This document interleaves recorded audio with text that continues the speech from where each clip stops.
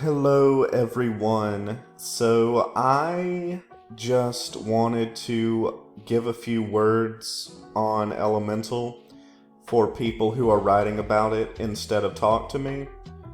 So, Elemental, this is Pixar's 27th film, released in 2023, and it was directed by Peter Sohn. So, Peter Sohn was born in New York, which resembles Element City in the movie, and he was the son of Korean immigrants.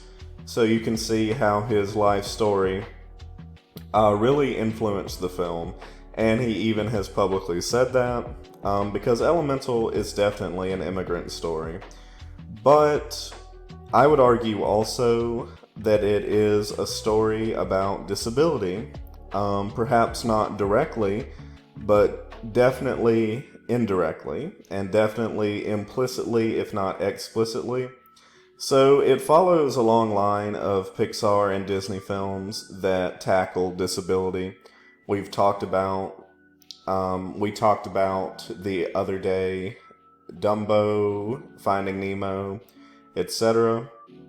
And I think Elemental, even though it doesn't seem like it on the surface, very much fits within that tradition of disability stories portrayed in Disney movies.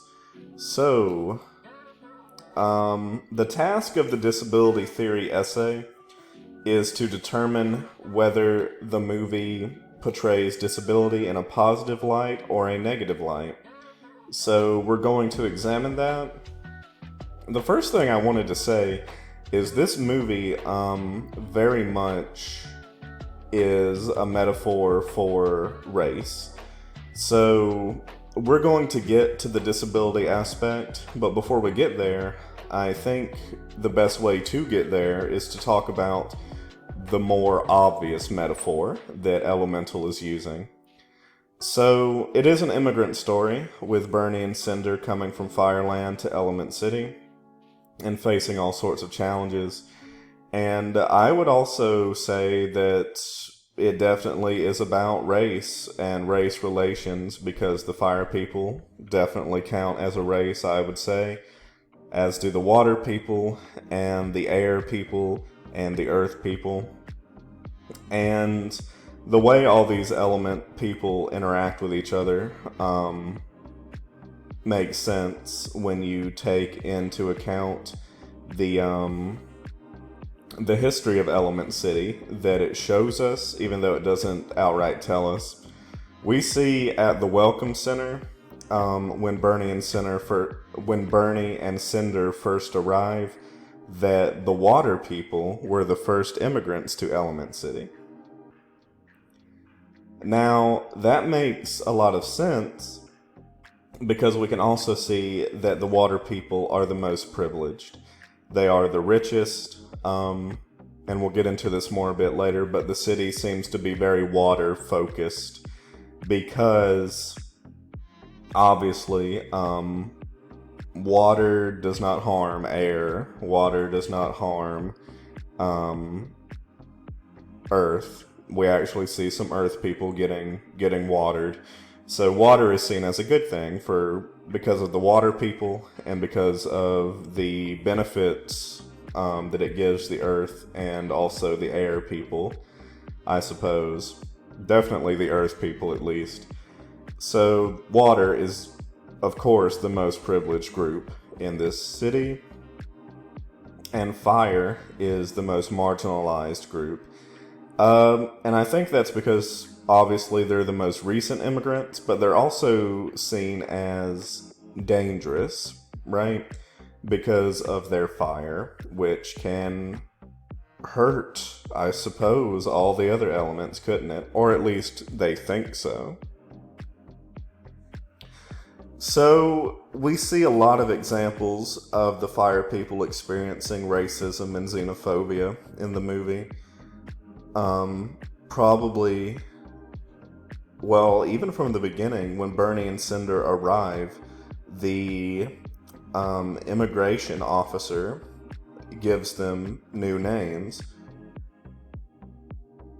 And I don't know if y'all were aware, but when Jewish immigrants came to New York, they were given new names because it was thought that their names were too hard to pronounce. So that very much is a reference. And we also get them experiencing slurs in a way when Gale calls Ember a fireball.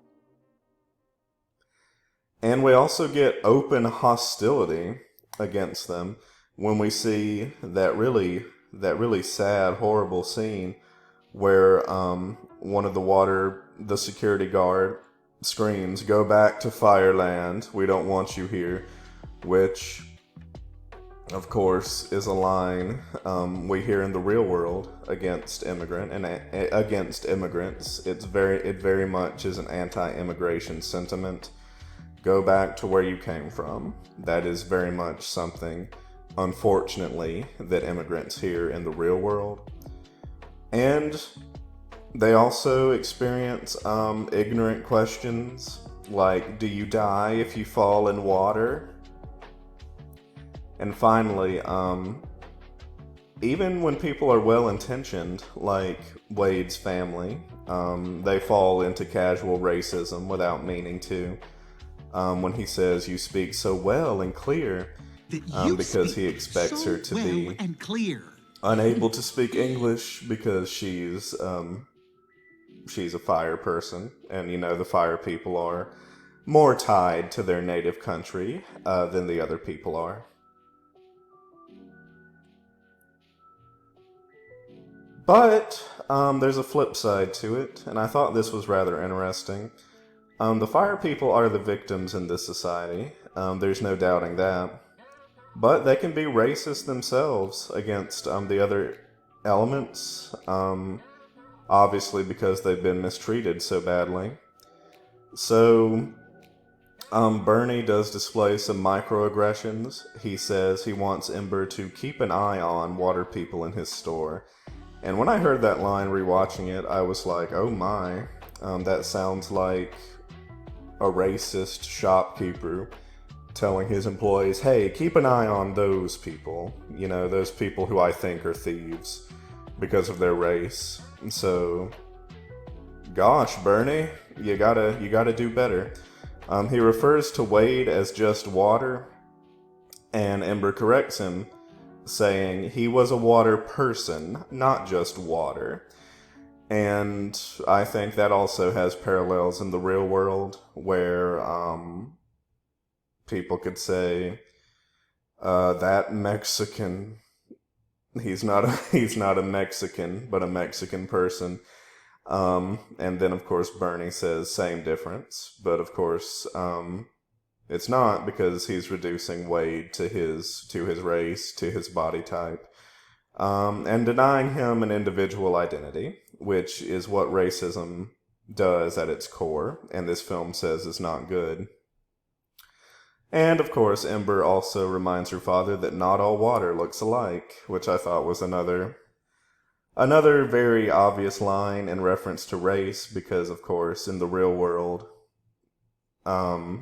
we sometimes hear things like, all Asian people look alike, all black people look alike, all white people look alike, but of course they don't, they're individuals. So yeah, you don't want to group people together and forget their individuality. I think the film is very much saying that, and I think it's a very anti-racist film, anti-xenophobia film. But you might be asking yourselves, what does that have to do with disability? Well, I think it has a lot to do with it in the context of this particular movie, because the characters aren't just, their races aren't just based on their appearances, they're also based on their body types, because each character has a different body type. So you're either fire or water, earth, or air.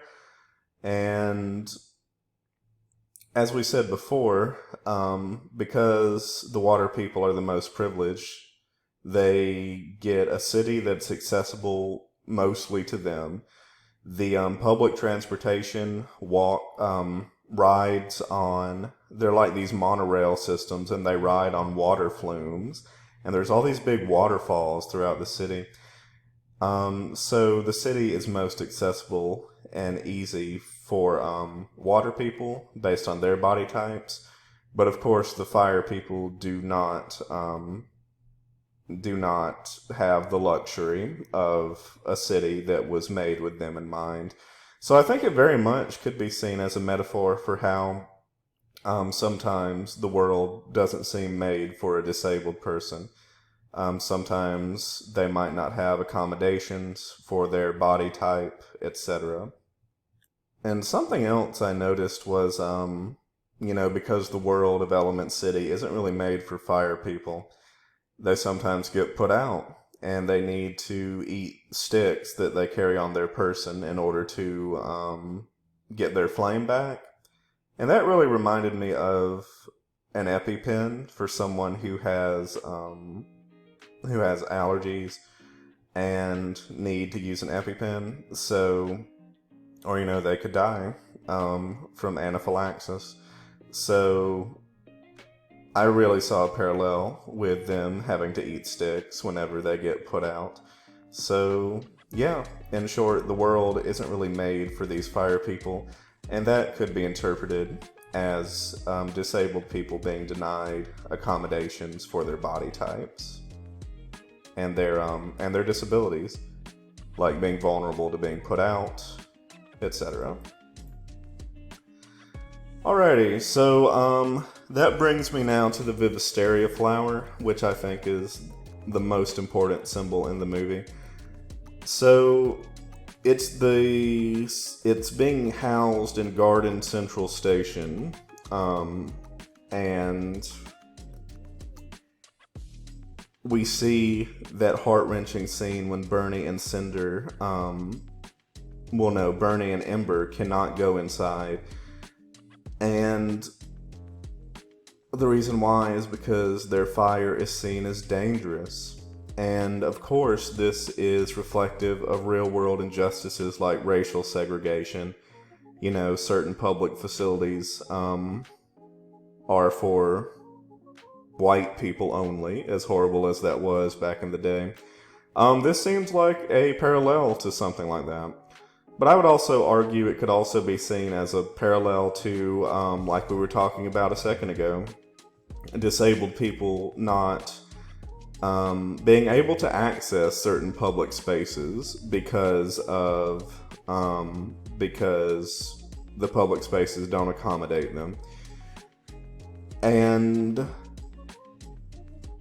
yeah, we also see how that's true with Bernie and Cinder being unable to rent an apartment because everyone is afraid of their fire. And there's also that beautiful scene where they help Ember see the Vivisteria flower underwater. Gail and Wade do. So they make accommodations for her. So that's very positive about how how people should be accommodating to the disabled community. I also wanted to talk about the social model in this. So there is some compulsory able-bodiedness because the fire people are forced to adapt to a world that wasn't made for them. But there's also the social model. The film clearly shows us that Wade and Ember can touch without harming each other. As such, it's ludicrous that the public facilities cannot find a way to accommodate fire people. So, in other words, their fears about fire people are completely unfounded. There is a way for them to interact with other people and not be dangerous in this world. So it isn't that Ember can't do things because she's a fire person. It's that other people believe she can't do things, or that she's dangerous, or that she's limited.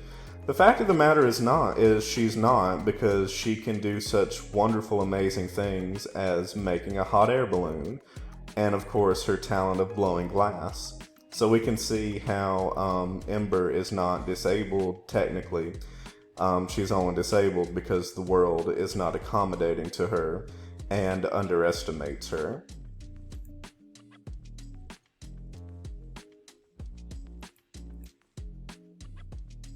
So, I also wanted to touch upon the fact that Ember does seem to be influenced by the racism and the ableism that she encounters, because she says near the end of the film a line I think is very important.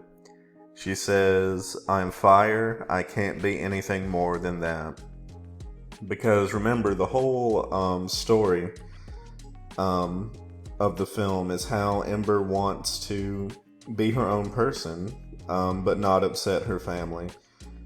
And I think the reason she believes she can't be her own person and do her own thing, aside from taking over her father's shop and staying in Firetown and staying at the fireplace where the fire people are quote unquote supposed to be, um, Ember, she doesn't want to do any of that. She wants to do her own thing and be her own person. We see how much she struggles to connect with the customers, but she does learn to connect with Wade instead. But the shop isn't what she wants, and she knows it. And I think that's also symbolized by the fact that she makes a glass Vivisteria. Because remember, the Vivisteria, it's for all people because it can bloom in any environment, fire included. And of course, her career that she wants, or that she thinks she can have and do, is to be a glassmaker. So I think that's a very important symbol as well. And she does eventually overcome all of the ableism and racism in her way, and she realizes she can be with Wade, and she also realizes no matter what people think, and she also realizes that she doesn't have to take over her father's shop to be valid. And her father says, "The shop was never the dream, you were the dream." And he puts aside the blue flame, right? The symbol of their heritage, because he wants his daughter to know that she is what is most important. So, yeah, we can see that the film is very much against racism and ableism holding people back, and it ultimately doesn't hold back Ember in the end. So it's quite a nice story of overcoming adversity. So you might be thinking, wow, that all sounds really disability positive. We see Ember combating ableism. We see compulsory able-bodiedness where she's forced to adapt to a world not made for her. And the film clearly is saying that's not great. And the film is also saying that Ember should not be limited, because she isn't actually limited. It's simply the social model of disability. She's only disabled because society believes her as such. She can do things with the proper accommodations. So yeah, we can see all of that. And that said, is there anything negative here? Because it seems like it's positive all around. The only thing I can think of is the father, who strictly Ember's grandfather and Bernie's father, who strictly wants